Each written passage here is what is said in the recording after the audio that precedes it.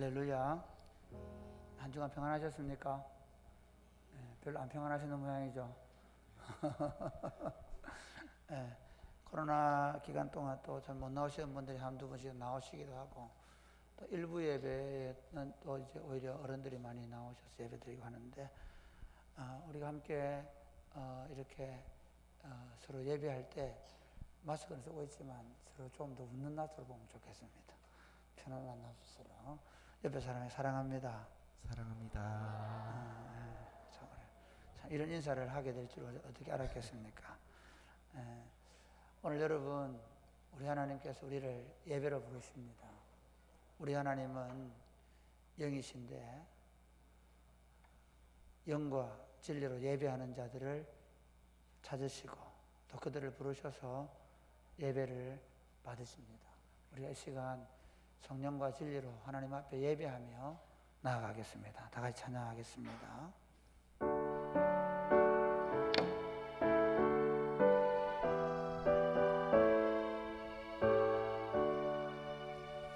하늘에 가득 찬 영광의 하나님, 온 땅에 충만한 존귀하신 하나님, 생명과 빛으로 지혜와 권능으로 언제나 우리를 지키시는 하나님, 성부와 성자와 성령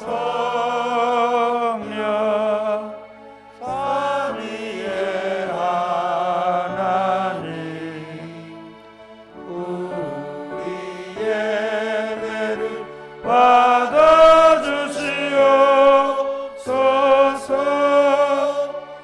주 앞에 나올 때 우리 마음 기쁘고 그 말씀 힘내어 새 희망이 솟는다.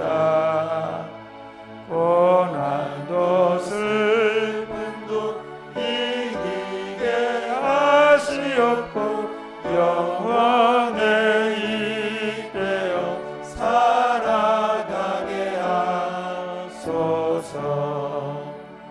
우리의 사랑과 기쁨, 생명의 하나님, 우리 예배를 받아주시옵소서. 아멘. 하늘에 가득 찬 영광의 하나님을 찬양하며 예배합니다. 우리를 창조하시고 구속하시며 지금도 우리 가운데서 함께 하시는 성부와 성자와 성령 삼위 하나님께 찬양과 경배를 올려드립니다. 이 시간 저희를 예배로 부르셔서 그 은혜를 의지하여 예배에 나아가오니 주님 저희를 받으시고 저희가 올려드리는 찬양과 경배를 받아 주셔서 저희 가운데 임재하셔서 저희를 은혜와 진리로 다스려 주옵소서. 예수님 이름으로 기원하옵나이다. 아멘. 이 시간 우리 몸이 불편하지 않으시다면 자리에서 함께 일어나셔서 우리의 왕 되신 하나님, 우리의 주인 되신 하나님을 함께 힘있게 찬양했으면 좋겠습니다. 할렐루야. 아멘.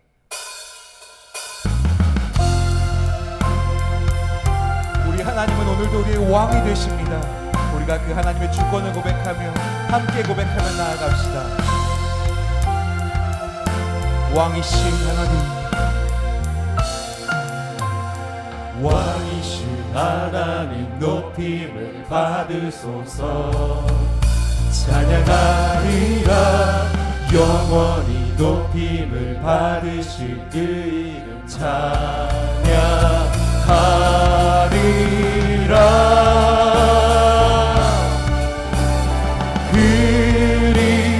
그리스도 다스리네 기뻐하라 온 땅이여 찬양하라 거룩하신 그 이름 높이리라. 우리가 다시 한번 우리의 왕 되신 하나님을 힘있게 찬양하며 나아갑시다. 왕이신 하나님 높임을 받으소서. 아멘. 찬양하리라 영원히 높임을 받으신 그 이름 찬양하리라. 아멘. 그리스도 진리로 다스리네 기뻐하라 온 땅이여 찬양하라 거룩하신 그 이름. 우리가 다시 한번 고백합시다. 왕이신 하나님 높임을 받으소서. 찬양하리라 영원히 높임을 받으신 그 이름 찬양. 우리의 온 힘을 다해 함께 고백합시다. 아멘. 그리스도 진리로 다스리네 기뻐하라 온 땅이여 찬양하라 거룩하신 다시 한번 그리스도의 통치를 찬양합시다. 그리스도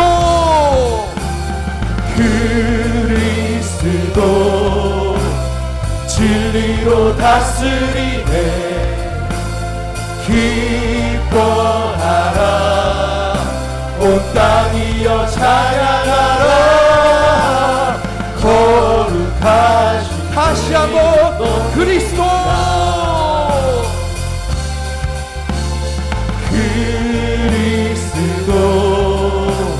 진리로 다스리네 기뻐하라 온 땅이여 찬양하라. 아멘. 거룩하신 그 이름 높이리라. 아멘. 그리스도께서 오늘도 우리를 진리로 다스리십니다. 우리가 그 주님의 통치를 다시 한번 선포합시다. 그리스도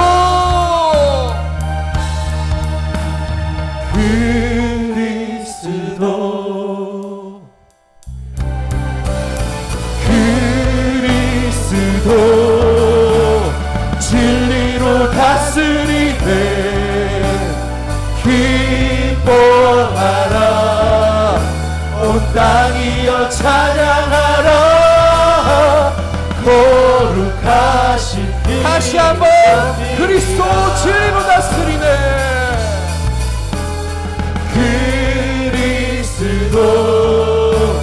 진리로 다스리네 기뻐하라 온 땅이여 찬양하라 거룩하신 그 이름 높이리라.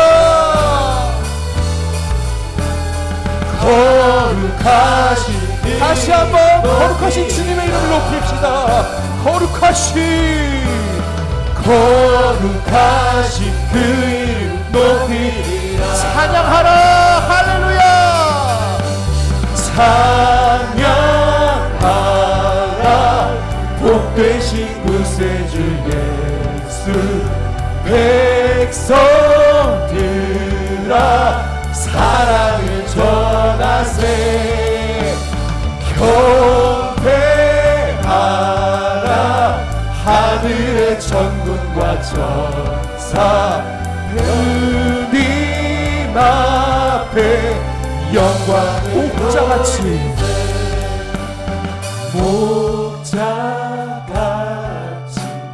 우리를 지키시. 아멘.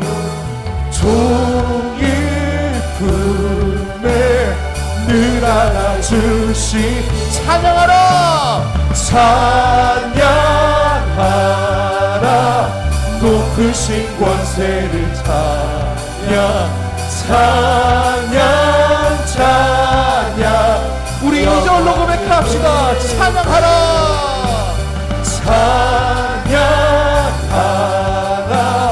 복되신 구세주 예수 우리 대신 주님을 당했네 구주 예수 영원한 구원의 손 아멘.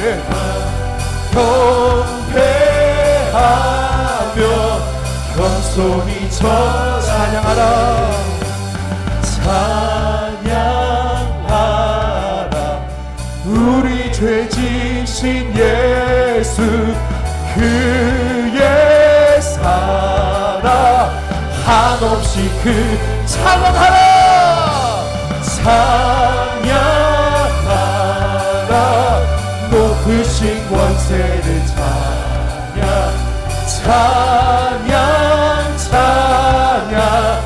영원히 드리세 할렐루야. 우리가 이번에 3절로 고백할 때 우리 목소리로 같이 고백합시다. 찬양하라 복되신 구세주 예수 천사들아 즐겁게 찬양하네 구주 예수 영원히 다스리시니 멸류관을 주 앞에 드리세 구주 예수 세상을 이기시고 영광 주 우리 다시 한번 믿음으로 고백합시다.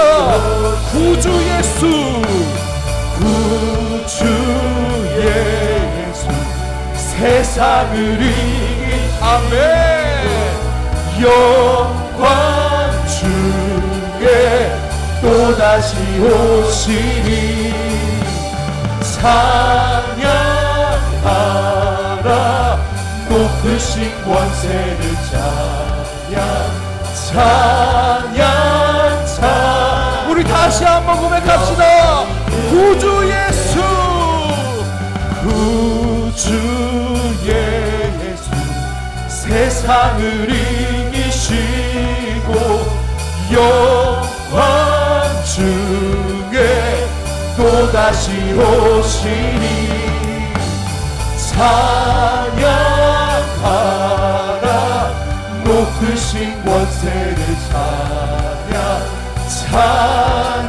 우리 마지막으로 온 힘을 다해 찬양합시다. 찬양하라 찬양하라 찬양하라 높으신 권세를 찬양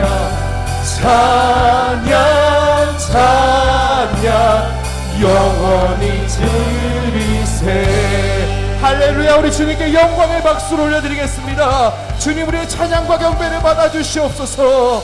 아멘.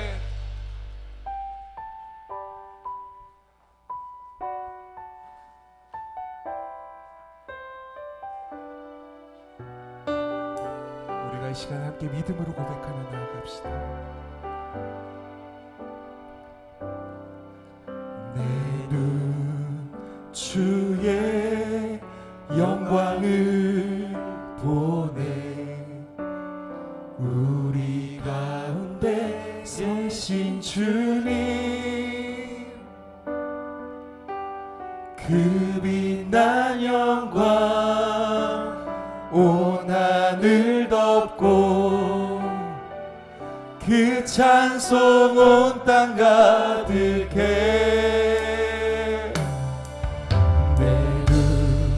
주의 영광을 보내 찬송 가운데 서신 주님의 얼굴을 온 세상 향하네 권능의 팔을 드셨네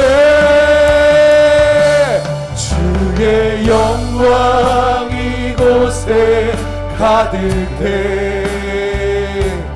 우리 손에 주님과 함께 찬양하며 우리는 전진하리. 우리가 이 시간 믿음으로 함께 고백하며 나아갑시다. 하늘아버지 우리를 새롭게 하사, 하늘아버지 우리 새롭게 하사, 열방 중에서 주를 섬기게 하소서. 모든 나라 일어나 찬송 부르며 영광의 주님을 보게 하소서. 주의 영광 이곳에 가득해. 우리 손에 주님과 함께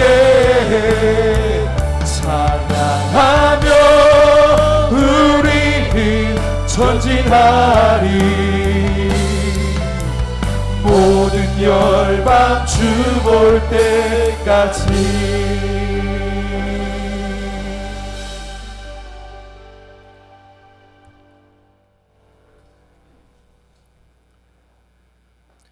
영원한 위로와 소망이 되시는 하나님 아버지, 우리를 택하시고 복음을 부르시며 성령으로 거룩하게 하신 은혜를 찬양합니다. 우리의 삶의 모든 것이 하나님이 베풀어 주신 은혜임을 고백하며 찬양하오니 받아 주옵소서.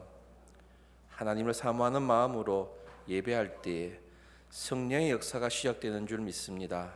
아버지의 자녀답게 살아갈 능력을 예배를 통하여 얻게 될 줄 믿습니다.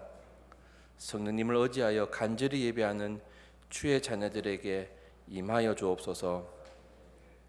아버지 앞에 선한 것 하나 없는 죄인이 엎드립니다. 영원한 죽음뿐인 우리를 예수 그리스도를 통하여 생명으로 옮겨주신 아버지의 사랑을 찬양합니다. 예수 그리스도의 생명이 우리를 주장하도록 성령님 역사하여 주옵소서. 우리 손에 움켜진 것 때문에 주님을 잃어버리는 어리석은 자 되지 않게 하옵소서. 우리가 가진 것의 주인이 주님이심을 아는 지혜를 주시고, 오늘 우리가 불같은 시험 가운데 있다면 우리의 삶과 믿음이 정금같이 될 줄을 믿게 하시고 여호와 이레의 하나님을 찬양하는 삶 되게 해 주옵소서. 우리의 영혼의 회복을 허락하시고 회복을 넘어 부흥을 경험하게 하옵소서. 사랑이 꼽히는 교회가 말씀이신 예수 그리스도만이 선포되어지게 하시고 모든 성도들이 받은 말씀으로 거룩한 생기가 넘치게 하여 주옵소서. 말씀으로 기도하는 교회가 되게 하옵소서. 세상을 평안케 하는 교회가 되게 하옵소서. 사랑의 보호자 되신 하나님 아버지, 주의 약속의 말씀을 잡고 어려운 시간을 지나가는 주의 자녀들을 기억하여 주옵소서. 아버지를 찾는 자들에게 응답하심을 믿습니다. 서러운 마음에 사랑을 채우시고 고통으로 신음하는 병상에 주님 함께 하셔서 평안과 회복의 은혜를 풍성하게 내려 주옵소서. 이 시간 성령님의 임재를 간구합니다. 살아 역사하는 말씀을 전하는 도구로 세워주신 목사님에게 성령의 능력을 더하여 주옵소서. 말씀이 선포될 때 변화가 필요한 자에게 변화를, 주저하고 있는 자에게 결단을, 두려워하는 자에게 용기를, 낙심이 있는 자에게는 소망을 주는 말씀으로 임하여 주옵소서. 예배를 섬기는 모든 섬김의 마음들을 받아 주옵소서. 주님을 찬양합니다. 우리의 길이요 빛 되시는 예수님의 이름으로 기도합니다. 아멘.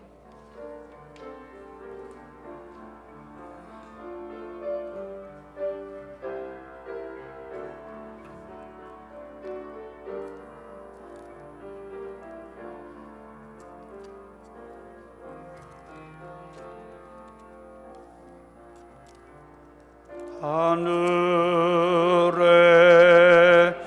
계신 아버지, 이름 거룩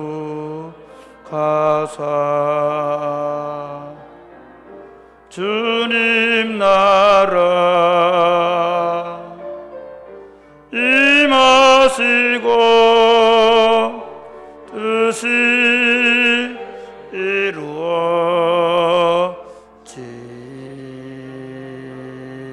이루어지다. 일용할 양식 주시고 우리들의 큰 죄 다 용서하옵시고 또 시험에 들게 마시고 악에서 구원하소서. 대개 주의 나라 주의 권세 주의 영광 영원히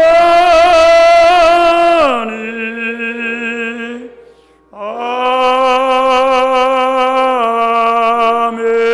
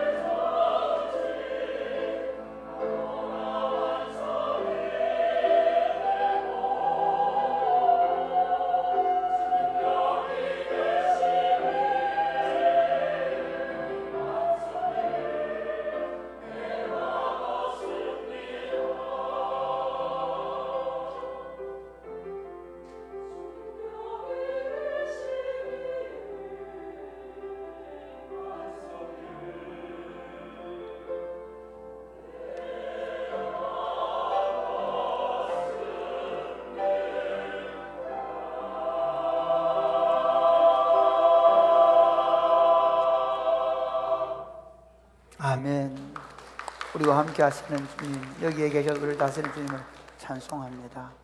기도하겠습니다. 주님, 우리는 수렁입니다.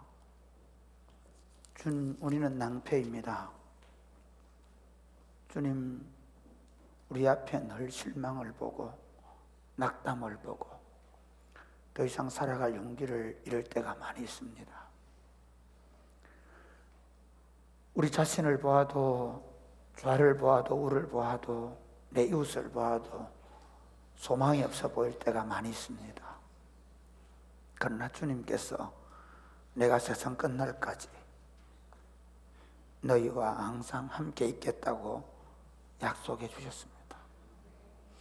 내가 과연 너희를 버리지 않고 너희를 떠나지 않겠다고 약속해 주셨습니다.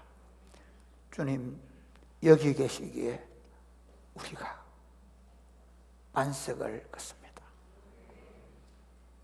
오늘 우리와 함께 하시는 하나님을 예배하기 위하여 사랑하는 성도들이 함께 모여 아버지의 말씀을 기다립니다. 아버지 하나님, 지금 이곳에서 우리를 말씀으로 다스려 주옵소서. 우리의 길가와 옥토박, 우리의 길가와 돌짝 같고 가시밭 같은 마음들을 주님 부드럽게 하셔서 하나님의 말씀을 받을 때 마귀가 뺏어가지 않도록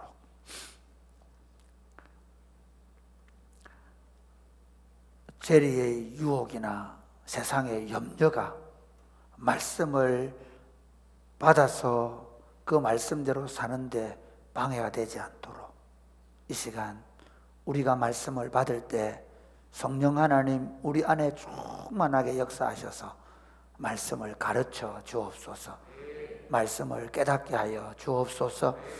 그리고 믿음의 확신을 주셔서 이 말씀대로 살면 생명이요 평안이 있다는 사실을 믿고 걸어가게 되게 하여 주옵소서.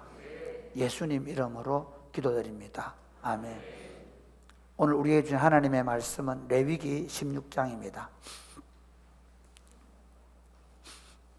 레위기 16장 1절부터 34절까지 말씀인데 설교를 하면서 같이 읽고 먼저 봉독 시간에는 1절에서 5절 말씀만 같이 읽겠습니다. 아론의 두 아들이 여호와 앞에 나아가다가 죽은 후에 여호와께서 모세에게 말씀하시니라.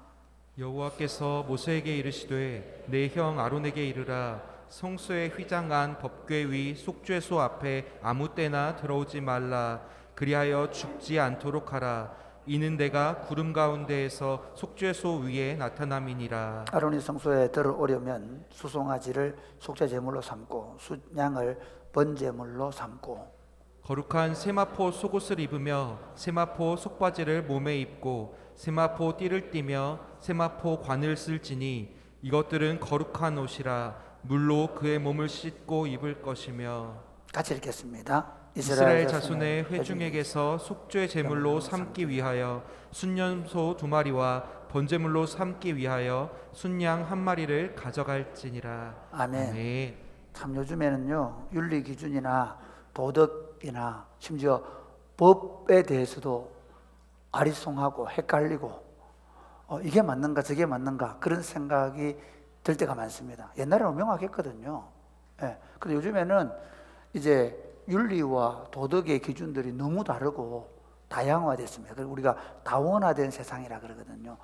우리 지금 제가 그래도 1부, 2부 어른들한테 설교할 때는 좀 나은데 나도 3부 할 때는 좀 굉장히 더 힘듭니다. 3부 애들 설교할 때는 굉장히 조심스러워요. 뭐 예를 들면 어버이 주일 뭐 이럴 때 굉장히 조심해야 됩니다. 제가 작년에도 그랬고요. 우리 친구들이 그게 이 친구들 생각하는 거하고 저하고 너무 다른 거예요. 어제 이런 일이 있었다고 합니다. 신문 기사인데요. 어떤 아저씨가 딸아이를 데리고 산책을 하는데 강아지가 짖으면서 딸아이 달라들었대요. 그래서 강아지를 아저씨가 꽝 찼대요. 그런데 그 문제로 강아지 주인이 법정 소송을 걸었답니다. 왜 강아지를 차냐? 강아지에게 말로 해야지. 웃으시죠? 강아지를 말로 해야지 왜 차요? 어른들은 지금 빵 터졌지만 애들은 어떻게 될지 모르겠어요. 그렇지, 맞지. 말로 해야지. 왜 발로 차? 집에서 나리, 뭐 새봄이 새봄이는 아니다. 우리 새봄이는 우리 집 미안합니다. 그래도 그런 애들 많아요. 뭐 하늘이, 뭐 잼이, 뭐 다 아이고 딸 아들 돼 있는데 그걸 어떻게 참어? 그래가 법정 소송을 걸었는데 뭐 어떻게 해가지고 경찰에서는 뭐 일단 무혐의 처리가 되고 그래 열받아 가지고 거꾸로 이제 딸 아이 아버지가 정신적 배상 뭐 이래가 해가지고 걸었는데 하여튼 합의를 봐가지고 했다는 겁니다. 지금요 우리는 거꾸로 된 세상에 살고 있어요. 아니 내 마누라가 다른 남자하고 잠을 자고 와도 국가는 어떤 벌도 줄 수 없어요. 단지 손해배상 청구를 해가지고 돈을 좀 받을 뿐이에요. 그 남자한테 할 수 있는 일이 없어요. 그게 우리가 살고 있는 나라예요.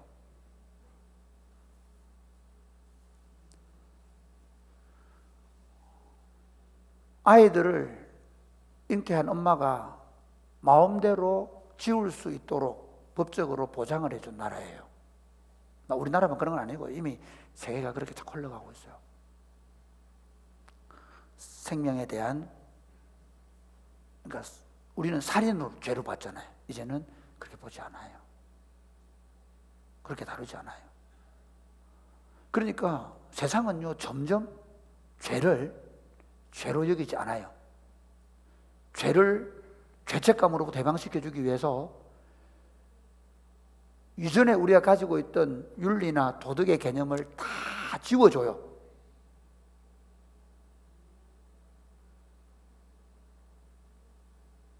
그러면서 사람들이 죄를 무서워하지 않고 짓게 만들어요.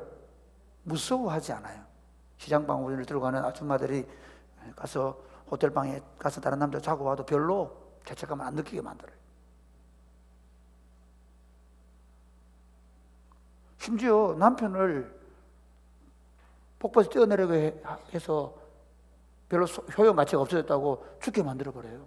그리고 둘이는 재미있게 놀러 다녀요. 사람들이 죄책감을 죄에 대해서 점점 둔감해지게 만들어요. 제도적으로도 보면 오제이 심슨 사건 오래된 얘기지만 아니 형사법으로는 무죄, 민사법으로는 유죄, 벌금 물게예요. 아니 죽이지 않았는데 어떻게 벌금을 물어요? 형사법은 우리 변호사 제도가 발전하면 발전할수록 돈 많은 사람은 죄가 되지 않는, 죄를 죄로 여기지 않는 그런 시대를 살아가요.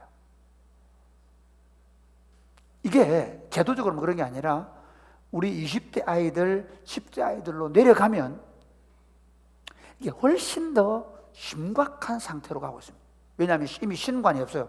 우리는 불교를 믿든 뭐 유교를 믿든 나름대로 신관이 있는데 요즘 애들은 신관이 없어져요. 그러니까 그 하나님 앞에서 또는 어떤 신 앞에서 윤리나 도덕이나 또는 하나님 그 신의 계율, 법령, 우리는 성경 말씀 없습니다. 그런 시대를 우리가 살아갑니다. 그럼에도 불구하고 성경은 하나님의 백성들을 세상의 빛으로 소금으로 그 교회를 통해서 그 하나님의 백성들을 통해서 여전히 세상을 성결하게 하고 거룩하게 하고 하나님의 통치를 실현시켜 가고 있음을 믿으시기를 주님의 이름으로 축복합니다. 하나님께서 이스라엘 공동체를 불러내신 것은 이스라엘 백성들만 구원하려 해서 가나안 땅에서 하나님 왕국을 짓고 거기서 잘 먹고 잘 살기 위해서 부르신 것이 아닙니다. 하나님 이스라엘을 불러내시는 이유는 그 이스라엘을 그 죄가 간영한 땅 가나안 땅 가서 그 죄로 완전히 물들어 있는 모든 사람들 짐승까지 깨끗하게 정리해버리고 그곳에 새로운 땅 신천지를 만드시고 거기서 하나님의 율법의 통치를 받는 하나님의 거룩한 백성들을 만들어서 그들을 통해서 온 세상에 하나님의 왕국을 보여주고 그리고 다시 에덴 동산에서 잃어버렸던 그 하나님 나라를 회복하는 운동을 위하여 하나님 이스라엘 백성들을 구원하시고 부르신 줄 믿으시기를 바랍니다. 그리고 그들을 불러내신 다음에 지금 시내산에서 하나님의 율법을 주시고 그리고 성막을 만들게 하시고 시내산 아래에서 성막을 만들고 성막이 완성되니까 그 성막에 들어가서 모세에게 하신 말씀이 레위기입니다.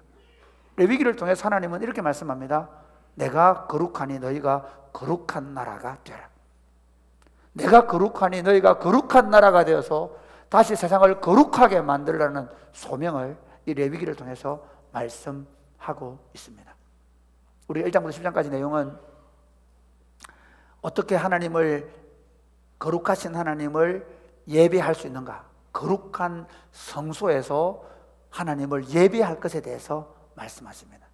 그리고 1장 11장부터 20장까지 내용은 그 거룩하게 된 하나님의 백성들이 어떻게 일상생활 속에서 거룩하게 살아야 되는가를 말씀합니다. 그런데 오늘 이 16장은 11장부터 15장까지 내용은 우리가 살펴본 대로 음식이나 이런 것들을 통해서 거룩한 삶을 얘기하거든요. 그 다음 부분은 이제 17장부터 또 다른 얘기합니다. 근데 16장 내용은 좀 달라요. 16장은 뭐냐면 이겁니다. 한마디로 말하면 이스라엘을 리셋 이러면 또 이게 요즘 제가 헷갈리는 게 어디까지 이 말을 알아들으실까? 그래서 다시 얘기할게요. 대청소하는 날이에요. 대청소. 여러분 대청소 아시죠? 군대에서 대청소 미싱하우스 합니다. 그렇죠. 그럼 또 군대 안 갔던 분들 때문에 또 모르시고. 그래서 제가 어릴 때 얘기해 보면 또 어릴 때 얘기하면 그때 그 시절을 모르는 분도 계실지 모르겠는데 어릴 때 우리 추석날 되면 어떻게 해요? 추석날 한 사흘 나흘 전부터 엄마는 난리가 나죠. 어떻게 합니까? 온 방을 집을 청소를 해서 대청소를 하죠. 해본 적 없으세요? 아파트가 되는 게 뭐 청소 안 하고 그럼 좋아요. 요즘 우리 교회에 매일 밥을 먹고 식당에서 청소하죠. 그런데 봄, 가을로 우리 예전 회원들이 다 나와가지고 대청소하죠. 물어보겠습니다. 매일 청소하기 때문에 대청소할 때는 청소할 것이 없다. 1번. 아니다. 많이 있다. 2번. 몇 분이겠어요? 2번이죠. 매일 청소하는데, 매일 닦는데, 또 이런 직구전 어머니 계시면 안 됩니다. 며느리 집 가가지고, 오랜만에 갔다 왔고, 며느리하고 아들 출근한 뒤에 냉장고를 설설 뒤져서 대청소하고 오면 깨끗이 해줘도 감사하게 하는 게 아니라 말은 어머니 감사합니다 하지만 속으로는 말라고 그러는 친정 어머니는 가능할 수 있습니다. 어쨌든 그런 대청소. 오늘 이 레위기 16장은 이스라엘 백성들을 죄를 대청소하는 날이에요. 그래서 설교 제목을 대속죄일. 원래 여기 성경에는 속죄일이라고 되어 있는데 우리가 신학 공부할 때 이게 대속죄일. 보통 우리가 백성들이 일반적으로 죄를 지으면 죄가 기억나면 가서 속죄제를 드려야 돼요. 그렇죠? 남의 물건에 손을 입히면 속건제를 드려야 돼요. 우리가 지금 배운 거잖아요. 계속 배우고 있는 사람들은 알 거예요. 그러니까 속죄제를 매일 죄를 지었을 때마다 속죄제를 드리고 그 다음에 남의 물건에 손을 끼치거나 하나님의 헌금에 내가 손을 끼쳤으면 속건제를 드리고 하죠. 그런데도 혹시 나도 모르게 지은 죄가 있을 수 있잖아요. 안 보이는데 때가 있듯이. 그 다음에 죄로 깨달았는데 속죄제 드려야지 하다가 깜빡 까먹고 그런 경우 있죠. 분명히 깨달았지만 그걸 완벽하게 처리하지 못한 경우 이 모든 죄를 한꺼번에 속죄하는 날이 바로 오늘 이 날에 이날은요 재미있는 날이에요. 원래 이스라엘 백성들은요 7월 1일이 새해입니다. 우리는 1월 1일이 새해죠. 이스라엘은 7월 1일이 새해입니다. 7월 1일이 언제냐면 음력으로 7월 1일이기 때문에 이스라엘 원력으로 하면 보통 10월 중순 정도 됩니다. 10월 중순이 새해가 돼요. 그리고 7월 1일이 새해가 되고요. 7월 15일이 뭐냐면요. 추수를 다 해가지고 수장 시켜놓고, 그 수장절 그러죠. 그 다음에 텐트를 치고 저 바깥에 나가서 일주일 동안 장막을 치는 장막절.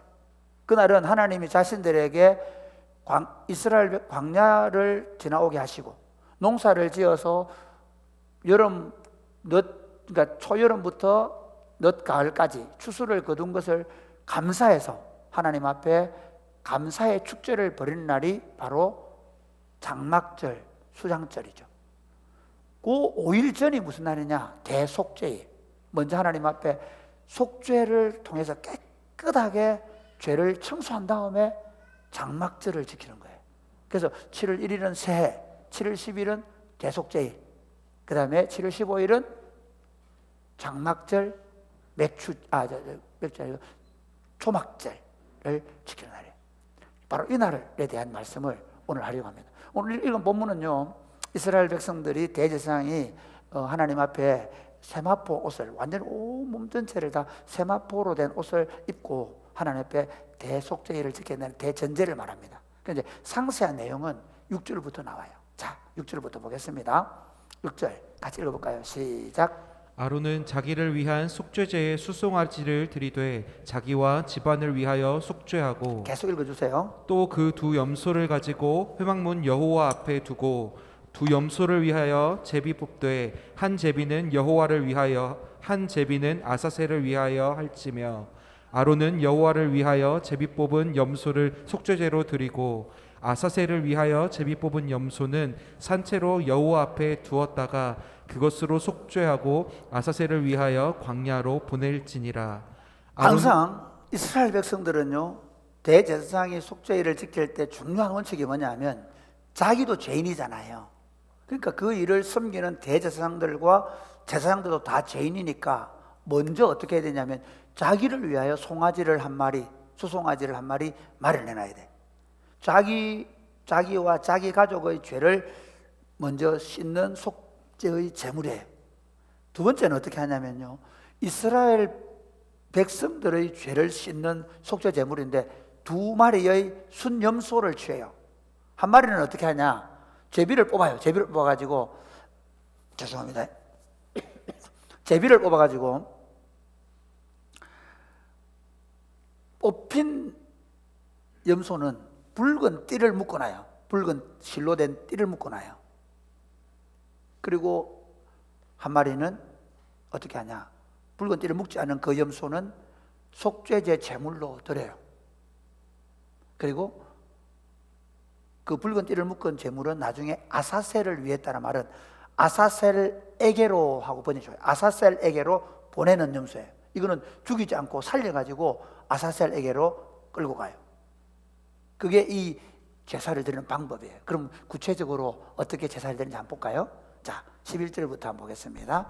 11절부터 14절까지 먼저 대제사장 아론을 위하여 드리는 속죄제를 한번 보겠습니다. 11절부터 시작. 아론은 자기를 위한 속죄제의 숫송아지를 드리되 자기와 집안을 위하여 속죄하고 자기를 위한 그 속죄제의 숫송아지를 잡고 향로를 가져다가 여호와 앞 제단 위에서 피운 불을 그것에 채우고 또 곱게 간 향기로운 향을 두 손에 채워가지고 휘장 안에 들어가서 여호와 앞에서 분향하여 향연으로 증거궤 위 속죄소를 가리게 할지니 그리하면 그가 죽지 아니할 것이며, 그는 또 숫송아지의 피를 가져다가 손가락으로 속죄소 동쪽에 뿌리고 또 손가락으로 그 피를 속죄소 앞에 7번 뿌릴 것이며. 여러분, 이제 대제사장도요 이 속죄소 안에 1년에 한 번 들어갑니다. 그래서 1절 1과 2절에 보면 아론의 너 두 아들이 죽은 것처럼 함부로 들어와 죽지 않게 하라 그랬죠. 왜 아론의 두 아들 나답과 아비후가 죽었는지 우리는 레위기 10장을 통해서 살펴보았습니다. 왜 죽었습니까? 술을 먹고, 그리고 그날 제사장을 위임식을 하고 너무너무 기분 좋을 때 오히려 술을 먹고 그 향을 피우기 위해서 속죄소 앞에 있는 이 향단이 있거든요. 향단에 향을 피우러 가는데 그 원래 하나님의 불이 임한 번제단에 불을 가져가야 되는데 그냥 아무 불이나 가져간 거예요. 아무 불이나 가져가지고 거기 향단에 갖다 놓고 그 다음 더한 게 뭐냐 하면 그것서 끝난 게 아니고 술이 취해놓으니까 정신이 없으니까 안에 뭐 있는지 들어가 본 거예요. 지성소 안으로. 그래서 여기 얘기하는 게 1절 2절 보면 너희가 지성소 안으로 들어가서 그 죽지 않도록 가라 그렇게 얘기하는 거예요. 1년에 딱 한 번만 대제사장에 들어가는데 그냥 들어가는 게 아니라 어떻게 하라고요? 오히려 이렇게 들어가는 거예요. 자기와 제사장들과 대제사장과 모든 제사장들을 위한 속죄의 제물인 수송아지의 피를 가지고 들어가서 향단에 뿌리고 그리고 지성소 안에 들어가서 동쪽과 서쪽에 뿌려서 자기의 죄를 속량받는다는 겁니다. 그러니까 대제사장이 먼저 송아지를 가지고 가서 자기와 제사장들을 위한 속죄를 드립니다. 두 번째, 백성을 위한 속죄를 드립니다. 자, 제가 우리 17절까지 한번 읽어보겠습니다.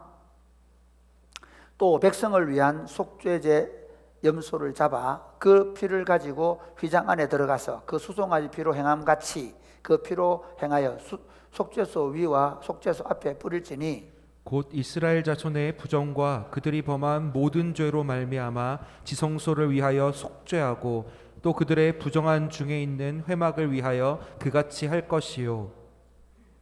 같이 읽겠습니다. 17절 시작. 그가 지성소에 속죄하러 들어가서 자기와 그의 집안과 이스라엘 온 회중을 위하여 속죄하고 나오기까지는 누구든지 회막에 있지 못할 것이며. 두 번째는 백성들을 위하여 속죄제 염소를 잡아서 그 피를 가지고 원래 대상이 했던 것처럼 휘장 안으로 들어가서 수송아지가 행한 것처럼 그렇게 한다는 거죠. 피를 동쪽과 서쪽과 그 위에 뿌린다. 그 속죄소라는 게 어떤 의미인가 하면요, 이런 거예요. 지성소 안에 들어가면 괴짝이 하나 있어요.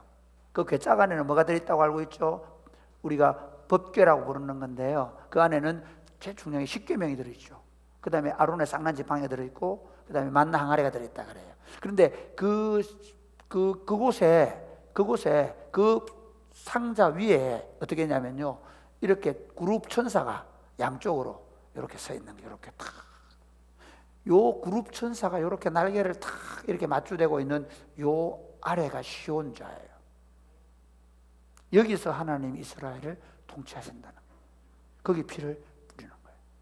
그렇게 해서 이제 속죄를 하고 난 다음에 이제 어떻게 하느냐, 18절 19절 한번 보겠습니다. 시작. 그는 여호와 앞 제단으로 나와서 그것을 위하여 속죄할지니 곧 그 숫송아지의 피와 염소의 피를 가져다가 제단 귀퉁이 뿔들에 바르고 또 손가락으로 그 피를 그 위에 7번 뿌려 이스라엘 자손의 부정에서 제단을 성결하게 할 것이요. 재밌는 건요, 그 이제 원래 안에 있는 성소와 지성소가 있는 회막 안에서는 송아지 피를 먼저 뿌리고 염소 피를 뿌렸잖아요. 그런데 이제 향단에는 번제단에는 그 피를 섞어요. 송아지와 양수표를 섞어가지고 그래가지고 어떻게 뿔에 바르고 그리고 뿌려서 그러면 제사장들과 백성들의 죄를 속량하는 겁니다. 그래서 지금 이 의식은 뭔가 하면요, 성전을 정결케 하는 거예요. 이스라엘 백성들은 성소가 이 성전이 깨끗해져요. 왜냐하면 그곳에 하나님이 임재한 곳이니까. 그러니까 이스라엘 모든 제사는 성전을 깨끗하게 하는 거예요. 어째 보면 백성들의 죄를 깨끗하게 씻을 뿐만 아니라 성전을 깨끗하게 하기 위해서 속죄제를 드리고 속건제를 드리는 거예요. 그리고는 아사셀 염소는 이제 어떻게 하느냐 한번 보겠습니다. 이제 그 다음 이어지는 게 뭐냐면 20절부터 보겠습니다.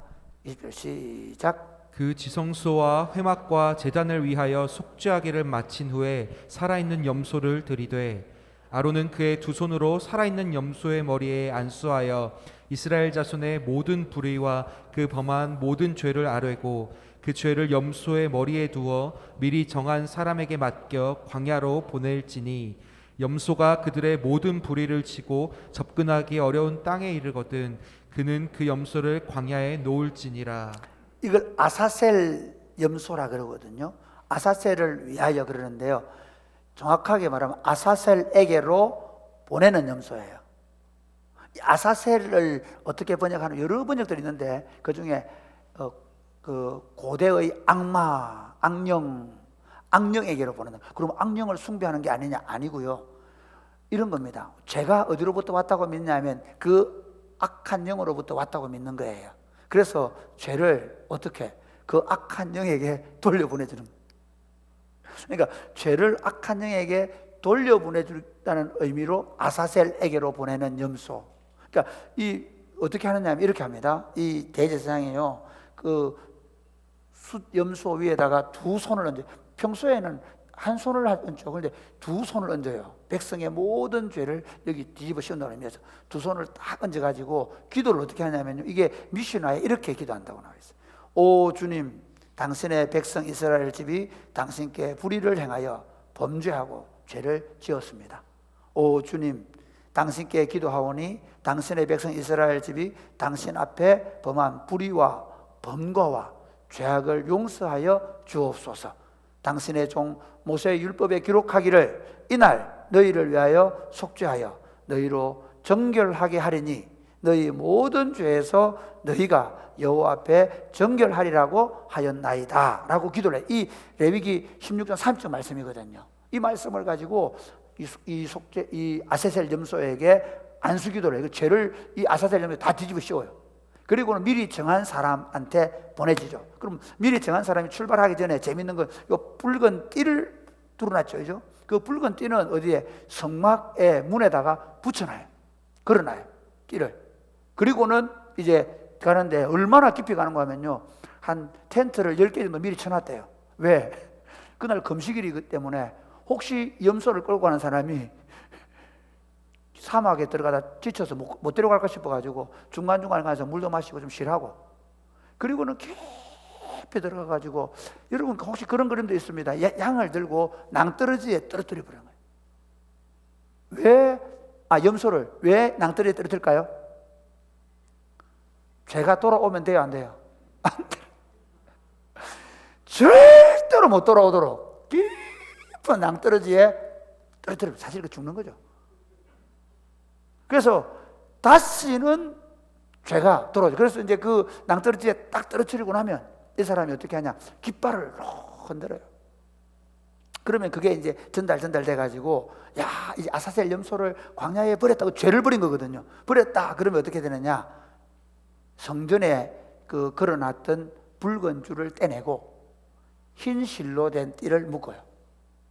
기억나는 게 있죠? 이사야 1장에 보면 너희 죄가 주홍 같을지라도 흰눈같이 희게 되리라. 할렐루야. 바로 이 대속죄일의 제사를 그들에게 어떤 의미를 가지고 이사야가 그 메시지를, 너희가 회개하면 너희 죄가 주홍 같을지라도 흰눈같이 희게 될 것이다. 이렇게 해서 이제 일단 그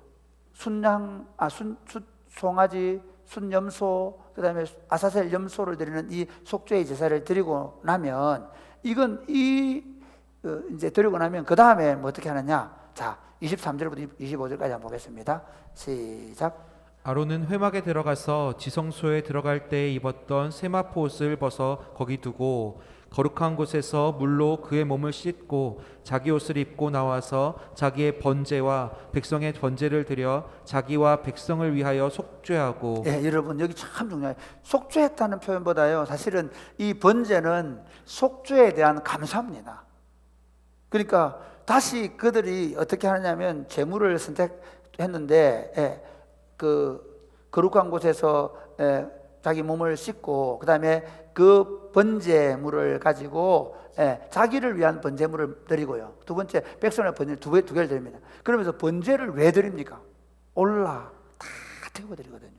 하나님의 은혜에 하나님이 자신들을 속죄해 준 것에 대한 감사로 하나님 앞에 이제 남은 생애를 하나님을 위하여 헌신하며 살겠다는 뜻으로 이렇게 속죄제를 드려요. 번제를 드립니다. 그리고 그 번제를 드리고 이제 그 제사가 그 다음에 어떻게 되냐면 나중에 이제 그 똥이나 남아있는 가죽 같은 걸 다 밖에서 불태워서 끝을 내거든요. 근데 그 규정을 얘기하면서 조금만 재볼게요. 29절 30절 한번 29절 한번 보겠습니다. 시작. 영원 규례를 지킬지니라. 일곱째 달 곧 그 달 10일에는 너희는 스스로 괴롭게 하고 아무 일도 하지 말되 본토인이든 너희 중에 거류하는 거류민이든지 그리하라. 여기 29절과 31절은 똑같이 안식일 영원한 규례를 지킬지라 되고 31절에는 이는 너희에게 안식일 중의 안식일인데 너희는 스스로 괴롭게 하라. 이 숙제일이 제일 중요한 건 뭐냐면 온 이스라엘 백성들이 어떻게 하느냐 하면 그날 하루만큼은 금식하는 거예요.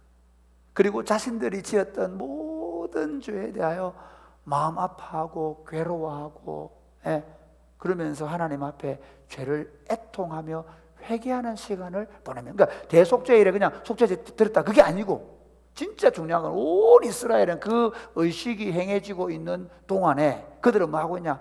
금식하며 그 자신들의 죄에 대하여 통회하고 자복하는 시간을 보내므로 하나님께서 그들의 그 태도를 보시고 그들의 죄를 맑게 씻어 주시는 것입니다. 이것이 바로 대속죄일입니다. 그러면 왜 대속죄일이 필요합니까?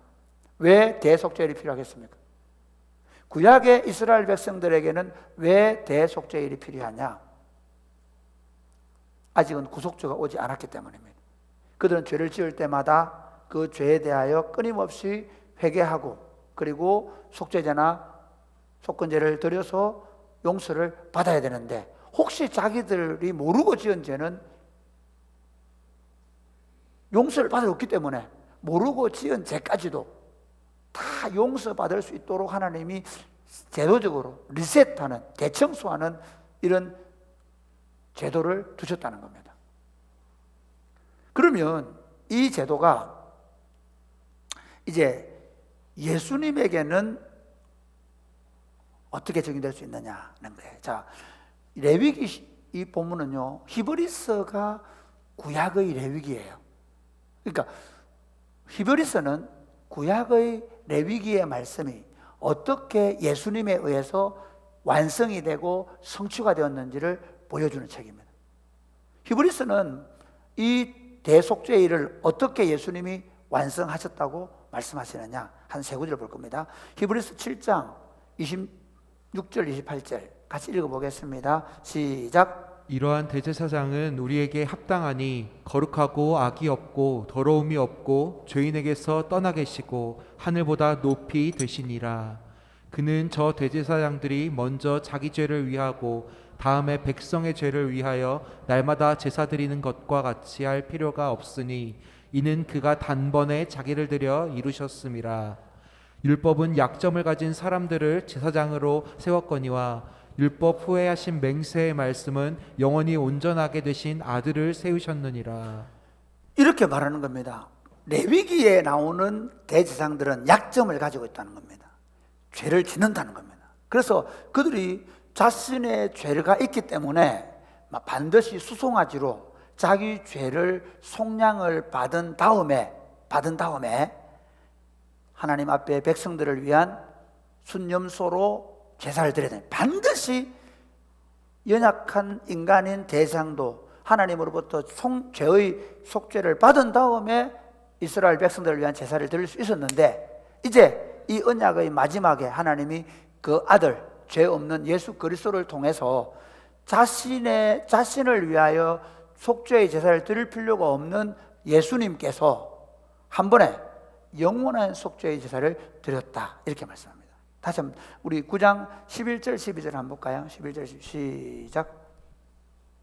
히브리서 9장 11, 12절 시작. 그리스도께서는 장래의 좋은 일에 대제사장으로 오사 손으로 짓지 아니한 것 곧 이 창조에 속하지 아니한 더 크고 온전한 장막으로 말미암아 염소와 송아지의 피로 하지 아니하고 오직 자기의 피로 영원한 속죄를 이루사 단번에 성소에 들어가셨느니라.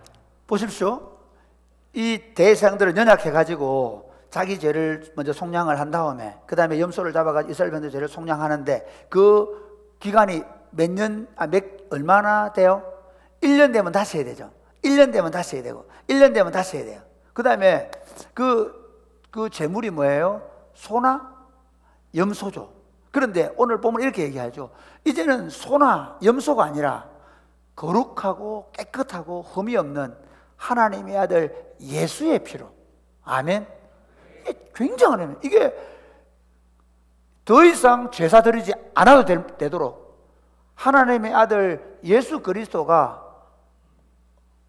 염소와 송아지를 대신하여 자신의 피를 가지고 하나님 앞에 영원한 속죄의 제사를 드려주심으로 예수 믿는 모든 사람을 속량하셨다는 사실을 믿으시기를 바랍니다. 거기서 끝나지 않습니다. 그 다음 히브리서 9장 24절 말씀 보겠습니다. 같이 시작. 그리스도께서는 참것의 그림자인 손으로 만든 성소에 들어가지 아니하시고 바로 그 하늘에 들어가사 이제 우리를 위하여 하나님 앞에 나타나시고.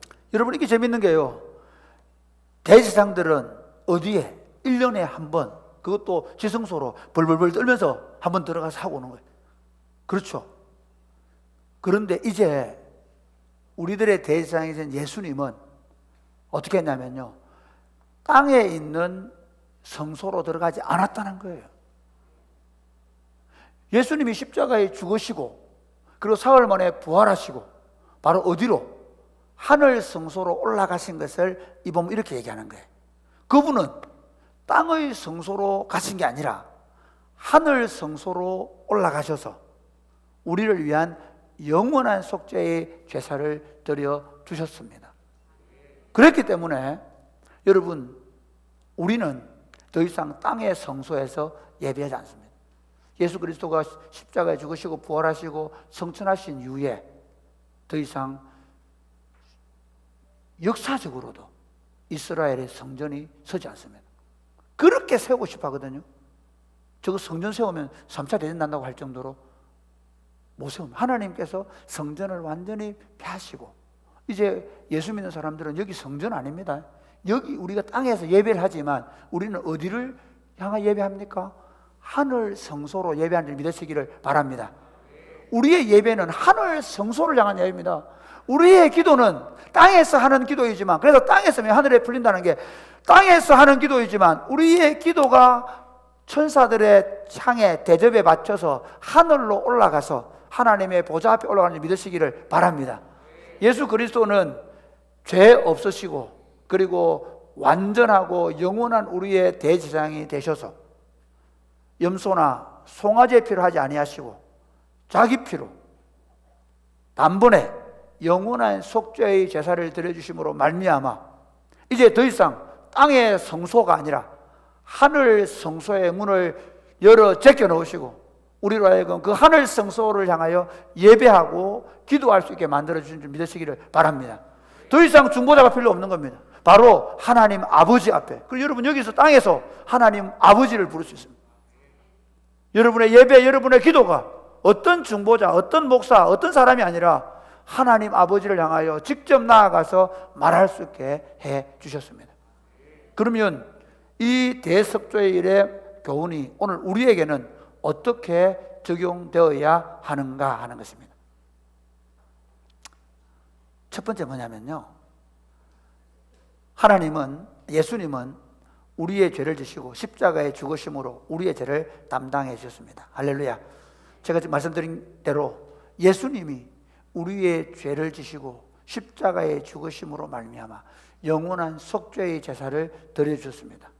여러분이 그 예수 그리스도를 여러분의 구주와 주인으로 지금 받아들이면 단번에 영원한 속죄의 제사를 드리신 예수 그리스도의 은혜와 공로로 여러분의 죄가 주홍 같을지라도 흰눈같이 맑게 씻어지고 하나님과 원수되었던 모든 관계가 다 깨어지고 하나님과 사랑의 관계를 누리는 아버지와 아들의 관계로 회복된다는 사실을 믿으시기를 바랍니다. 이게 우리가 가진 신앙입니다. 나는 죄인이지만 예수 피가 나를 덮어서 예수의 보혈이 나를 씻어서 그래서 내가 하나님의 자녀가 된 겁니다. 뿐만 아니라 더 놀라운 건 뭐냐면요, 이제 우리가 이 예수 그리스도의 보배로운 피로 말미암아 우리 자체가 성전이 된 겁니다. 이전에는 그 양의 피, 염소 피를 가지고 또 송아지 피를 가지고 성전을 깨끗하게 했잖아요. 예수의 보혈이 건물이 아니라 하나님의 백성들인 우리를 이 땅에 거룩한 공동체로 세우시고 거룩하게 보존해 가시고 그리고 이 공동체를 통해서 세상에 하나님 나라를 보여준 줄 믿으시기를 바랍니다. 마태복음 26장 28절 이렇게 얘기합니다. 마태복음 26장 28절 말씀 같이 읽어보겠습니다. 이것은 죄 사함을 시작 사함을 얻게 하려고 많은 사람을 위하여 흘리는 바 나의 피 곧 언약의 피니라. 사랑하는 여러분, 여러분이 예수 그리스도를 믿으시고 여러분이 예수의 보혈로 정결케 되시기를 주님의 이름 축복합니다. 두 번째는 성도가 죄를 지으면 공동체를 오염시킵니다. 오늘날 교회가 광고하는 게 뭐냐면 예배당을 크게 짓고 사람들 어쩌든지 많이 불러 모으면 훌륭한 목사, 좋은 교회가 되는 전례가 많이 있습니다. 선례가 많이 있습니다. 잘못되었습니다. 교회는 거룩한 공동체로 부름을 받았습니다. 할렐루야. 교회는 끊임없이 죄 고백을 할 수 있어야 합니다.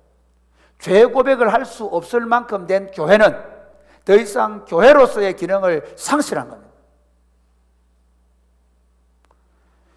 교회가 가장 두려워야 되는 것은 교인 숫자가 줄어드는 것이 아닙니다. 교회가 가장 두려워야 되는 것은 다음 세대가 없어져 가는 것도 아닙니다. 교회가 가장 두려워야 되는 것은 우리 모두가 죄에 오염되는 것입니다. 세속에 오염되는 것입니다. 물질의 욕망에 오염되는 것입니다. 탐심에 젖어드는 것입니다. 성적인 문란함에 파괴되는 것입니다. 사실 지금 신약 교회는요, 우리 스스로를 철저하게 정화시키는 운동을 해야 합니다. 고린도전서 3장 16절 17절 한번 보겠습니다. 같이 읽겠습니다. 같이 3장 16절 시작. 너희는 너희가 하나님의 성전인 것과 하나님의 성령이 너희 안에 계시는 것을 알지 못하느냐. 누구든지 하나님의 성전을 더럽히면 하나님이 그 사람을 멸하시리라. 하나님의 성전은 거룩하니 너희도 그러하니라. 여러분, 이제 더 이상 구약의 성전 없어요. 그런데 하나님이요, 그 구약의 모든 제사는 결국 이스라엘을 거룩하게 하는데 사실은 성전을 거룩하게 하는 거거든요. 마찬가지로 하나님이 예수의 피로 우리를 거룩한 성전 삼아놓고 우리로 끊임없이 뭘 원하냐? 정결. 레위기를 우리가 공부하면서 우리가 끊임없이 가슴에 새게 된 게 뭐냐면 우리가 우리 안에, 우리 내면 속에 이제 정결한 삶, 하나님과 재물을 겸하여 섬기지 않고 성적인 더러움과 다람에 물들지 않고 세속의 욕망에 우리가 물들지 않고. 그런데 여러분 한번 보십시오. 오늘 한국 교회의 문제는 예배당이 없는 겁니까? 아마 이제 조금 더 성도들 앉을 숫자보다 예배당의 의자가 더 많았을 거예요. 런던이 영국이 타락했을 때 영국의 사람들은 굉장히 종교심이 많아가지고요, 자기 죽을 때 무슨 나영선 기념교회, 구빈건 기념교회 이런 걸 많이 만들었대요. 그래가지고 영국의 성도들보다 영국의 교회의 의자에 앉을 사람 숫자가 더 많았다는 거예요. 한국 교회 한번 보십시오. 교인 200명 모이는데 600명짜리 예배당을 지어놓고 올 거라고, 천석을 지어놓고 올 거라고. 그러면서 그 안에 갈등, 다툼, 분열. 여러분, 교회가 타락하면 주님이 버리십니다. 교회가 타락하니까 죄를 지어도 큰 소리 치고 자기 하고 싶은 얘기하고 서로 물고 뜯고 싸우고 서로 고소하고 고발하고. 한국 교회의 고소 고발권은 이미 도를 넘었습니다. 왜 그런지 아십니까? 교회가 다 타락했기 때문에 하나님이 더 이상 그 공동체를 쓰실 수가 없는 거예요. 여러분, 교회가 타락했다는 증거는요 간단합니다. 물고 뜯고 싸우고 있으면 그 교회 타락한 겁니다. 죄를 짓고도 부조시 큰 소리 치고 다니면 그 교회는 타락한 겁니다. 하나님이 더 이상 이방인처럼 취급하십니다. 지금 한국 교회가 당하고 있는 이 수모는 예배당이 아름답지 않거나 예배 제도가 좋지 않거나 목사들이 신학적으로 뭔가 부족해서가 아닙니다. 우리가 타락했기 때문에. 그래서 갈라디아서는 이렇게 말합니다. 갈라디아 6장 1절 말씀 같이 읽겠습니다. 시작. 형제들아, 사람이 만일 무슨 범죄한 일이 드러나거든 신령한 너희는 온유한 심령으로 그러한 자를 바로잡고 너 자신을 살펴보아 너도 시험을 받을까 두려워하라. 사실 요즘 시대에 제일 어려운 게 뭐냐면요, 내가 내 밥 먹고 사는데 왜 목사가 관여하냐는 겁니다. 내가 내 밥 먹고 사는데 왜 당회가 내를 관여하는 겁니다. 지금 특별히 이 젊은 층으로 내려갈수록 교회 내가 다니는데 왜 네가? 예배당을 어떻게 보느냐면요, 큰 스테디움에 모인 관중처럼 봐요. 그리고는 한 게임 끝나면 1부 가고 두 게임 끝나면 2부 가고, 그리고는 예배 드렸다, 이제 내 마음대로 살자. 아닙니다. 교회 운동은 철저하게 공동체 안에서 서로의 죄에 대해서, 서로의 연약함에 대해서, 서로의 잘못에 대해서, 서로의 부족에 대해서 어떻게 해요? 세워주고, 심지어 나무라고, 그리고 그 부분에 문제가 공동체에 해가 될 때는 그것을 제거해내고, 할렐루야, 그게 교회입니다. 그게 안 되면 교회가 더 이상 의미가 없습니다. 그래서 마태복음 18장 15절에 이렇게 얘기합니다. 내 형제가 죄를 범하거든 가서 너와 그 사람과만 상대하여 권고하라. 만일 들으면 내가 내 형제를 얻은 것이요, 만일 듣지 않거든 한두 사람을 데리고 가서 두세 증인의 입으로 말마다 확증하게 하라. 만일 그들의 말도 듣지 않거든 교회의 말하고 교회의 말도 듣지 않거든 이방인과 세리와 같이 여기라. 사랑하는 여러분, 내가 세속을 교회에 가지고 오면 교회는 타락합니다. 물질주의가 교회에 들어오면 교회가 온통 물질주의로 변질되어 버립니다. 교회에 성적인 타락이 들어오면 온 교회가 성적으로 타락하는 것입니다. 그렇기 때문에 내가 하나님 앞에 잘못하면 교회 공동체의 거룩성이 해친다는 생각을 가지고 우리 스스로가 다 조심하고, 목자들은 그 부분에서 좀 더 세심하게 살피고, 문제가 있으면 그 문제에 대해서 정말 사랑하는 마음으로 권고하고, 그리고 안 되면 목장 전체가 나서가지고, 교인 숫자가 많아지면 어떻게 하겠습니까? 그러면 누가 지켜내야 되냐? 목장들이 지켜내야 되냐? 목장들이 교회를 더 거룩하고 더 성결한 공동체를 지켜낼 수 있게 되기를 주님의 이름 축복합니다. 그래서 세 번째로는 성도의 죄에 대하여 온 교회가 슬퍼하고 기도해야 합니다. 우리 잘못하면 남을 정죄하기 쉽습니다. 오히려 타락한 교회를 보면 재밌는 게요, 누가 조금만 실수하면 그것 가지고 말하고 정죄하고 돌아다니면서 말하고, 참 저는 사랑이 꼽히는 교회가 건강한 교회라고 생각합니다. 누가 실수하고 넘어지면 어떻게 합니까?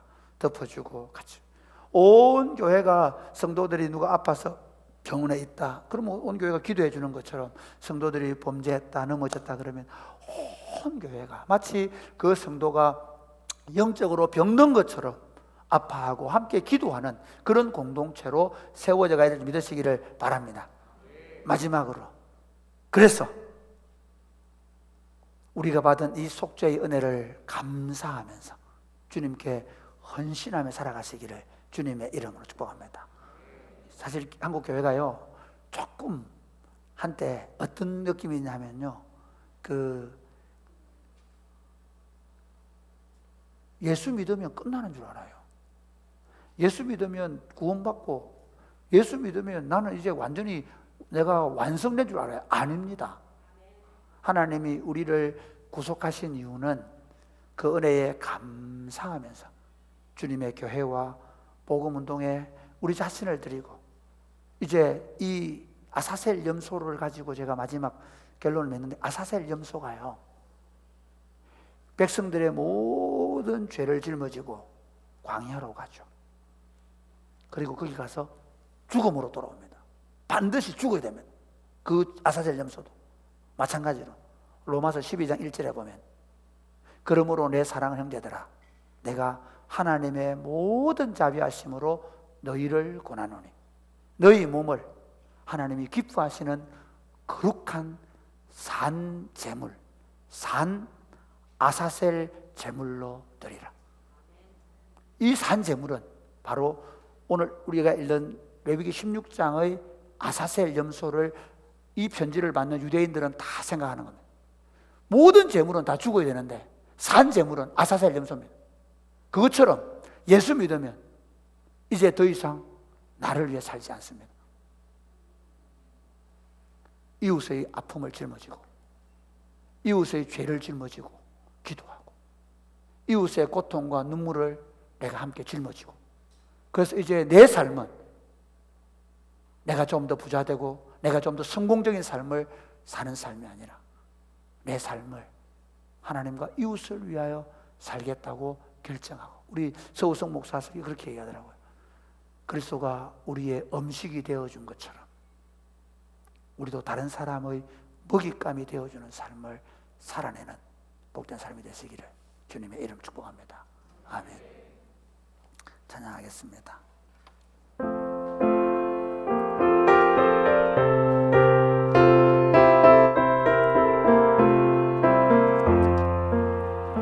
나 속죄함을 받은 한없는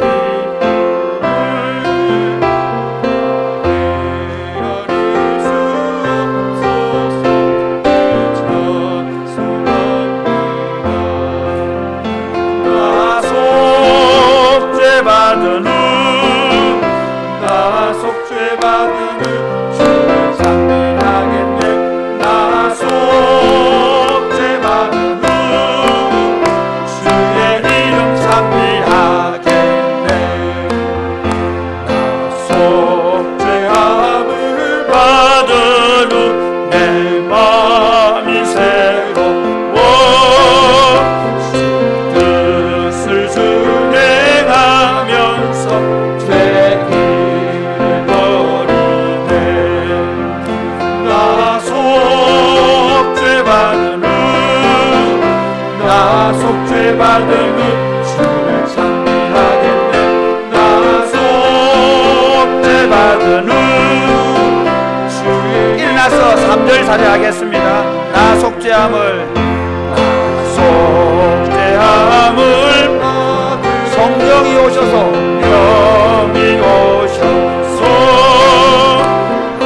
나 자녀 된 것을 못 증언합니다.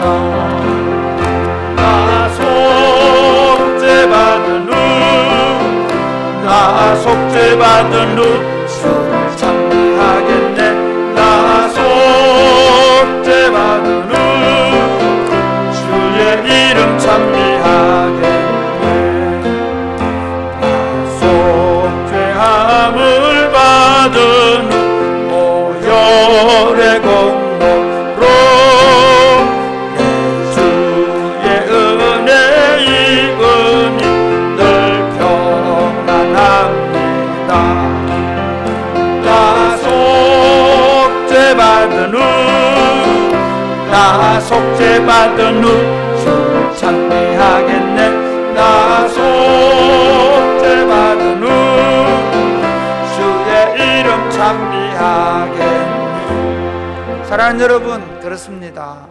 우리 같은 죄인이 예수 그리스도로 말미암아 속죄함을 받아 하나님의 자녀가 되는 권세와 영광을 얻었습니다.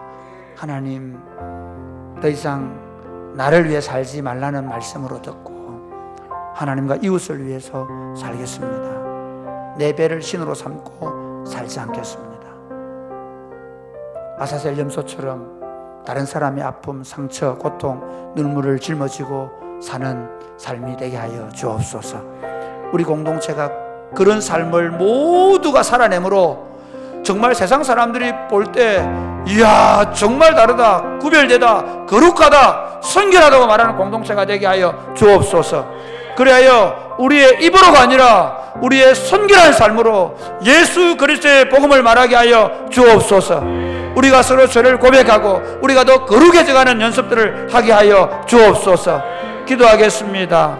하나님 아버지, 감사합니다. 우리를 사랑해 주시고 우리를 예수 그리스도 안에 부르셔서 하나님의 자녀라 일컬음을 받게 하심을 감사합니다. 이 죄인이 영광스러운 하나님의 자녀가 되어 거룩하게 되어 날마다 선결한 삶을 살아갈 수 있는 가능성을 주심을 감사합니다. 전능하신 아버지, 하나님께 우리의 마음을 두고 하나님의 온전하심처럼 우리가 온전해져 가며 하나님을 기쁘시게 하며 하나님의 영광을 돌려드리며 하나님과 이웃을 위해 살아갈 수 있도록 주님 복을 내려 주시옵소서. 하나님 아버지, 하나님의 진노를 지고 영원히 멸망받을 수밖에 없는 죄인들, 하나님의 원수가 되어 진노와 고통 속에 살던 우리를 그리스도의 완전하고 거룩한 피로 깨끗하게 씻어주셔서 감사합니다. 하나님의 아들을 일컬게 하시고 하나님을 아빠 아버지라 부르며 날마다 하늘 성소를 향하여 예배하며 살아가게 하심을 감사합니다. 그 은혜에 감사하면서 날마다 이제 더 이상 나를 내가 책임지는 바보 같은 삶을 살지 않게 하여 주옵소서. 하나님이 내 삶을 책임지고 있음을 믿고 하나님과 이웃을 위해 살아가도록 아사셀 염소처럼 다른 사람의 고통과 아픔과 상처를 짊어지고 살아가는 삶을 살아가게 하여 주옵소서. 오늘 사랑하는 마음으로 감사하는 마음으로 주님 앞에 헌금을 올려드립니다. 이 물질이 주의 나라와 복음을 위해 아름답게 쓰임받게 하여 주옵소서. 예수님 이름으로 기도드립니다. 아멘. 주 예수 그리스도의 은혜와 하나님 아버지의 크고 무한하신 사랑과 성령님의 교통하심이 사랑하는 주의 백성들과 저들의 자녀들 머리 위에 이제로부터 영원토록 함께 있을지어다. 아멘.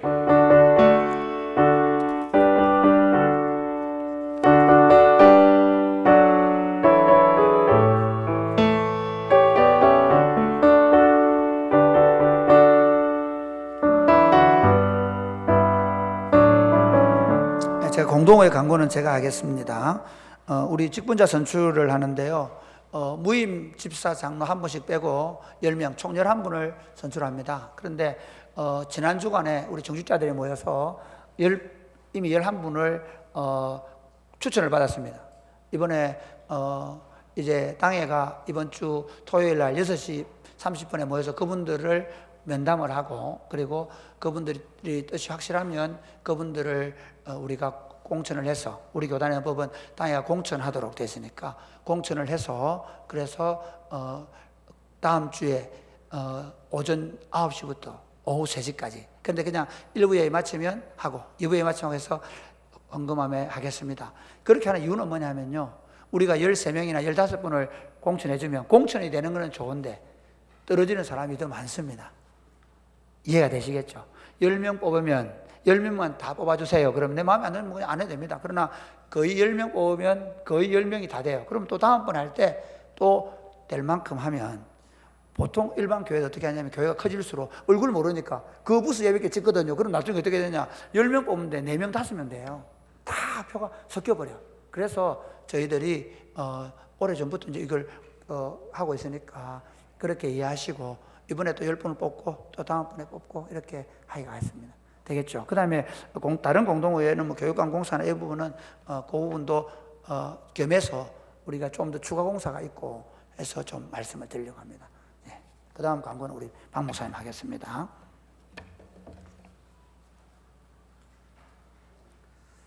네, 2부 예배 오신 우리 성도님들 주의 이름으로 환영합니다. 그리고 또 처소에서 예배에 참석하신 우리 성도님들 주의 이름으로 환영합니다. 이번 주 금요일에 양육반 수료식이 있습니다. 우리 고 목사님께서 말씀을 전해 주시고 또 수료자들은 다 참여해 주시기를 바랍니다. 이어서 저희 6월에는 캐주얼 데이로 저희들이 복장을 좀 간소하게 입고 참여하고 있습니다. 여러분들 에어컨을 틀고 있으니까 가벼운 겉옷을 준비해 추우신 분들은 준비해 주시면 감사하겠습니다.